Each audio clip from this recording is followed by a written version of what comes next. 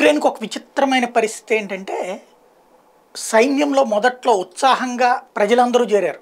3,00,000 మంది రిజర్వ్ సైన్యం. ఒరిజినల్ సైన్యం 1,50,000, 3,00,000 మంది రిజర్వ్ సైన్యం. రిజర్వ్ సైన్యం అంటే ప్రతి ఒక్కళ్ళు అక్కడ పుట్టినోళ్ళు ప్రతి ఒక్కళ్ళు 18-25 ఏళ్ల లోపు 2 ఏళ్ల శిక్షణ పొందడం. వాళ్ళందరినీ కూడా రిజర్వ్డ్ సైన్యం కింద వాళ్ళందరూ కరెక్ట్‌గా మొన్న యుద్ధం టైంలో దిగటం. అనేక మంది ప్రాణాలు కోల్పోయారు. ఎంతమందో లెక్క చెప్పడం కూడా కష్టమే. ఇప్పుడు కొత్తగా సైన్యం రిక్రూట్మెంట్ చేసుకుంటున్న ఎవరు రావట్లేదు. ఎందుకంటే జీతాలు ఇచ్చే పరిస్థితి లేదు.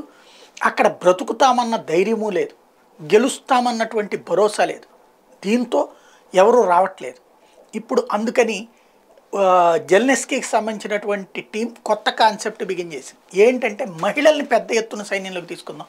మహిళల ద్వారా విజయం సాధిద్దాం. ఎందుకంటే ఇక మగవాళ్ళు రావట్లేదు కాబట్టి. అసలు వాస్తవంగా మహిళలే ఆ మగవాళ్ళని ఆపుతున్నారు. ఎందుకు? ఎట్టగూ రష్యా ఆక్రమించేస్తుంది. మళ్ళీ నువ్వు యుద్ధంలోకి వెళ్ళి నువ్వు చేస్తే మాకేంటి ప్రయోజనం అని చెప్పి ఆపుతున్నాడు. ఇప్పుడు ఆ మహిళల్ని సైన్యంలోకి తీసుకోవడం ద్వారా భార్యాభర్తలను ఇద్దరిని ఒక ఘాటిని గట్టి తమ వెంట తిప్పుకోవాలని చూస్తున్నది ఉక్రెయిన్. ఏ మేరకు సక్సెస్ అవుతుందో చూడాలి.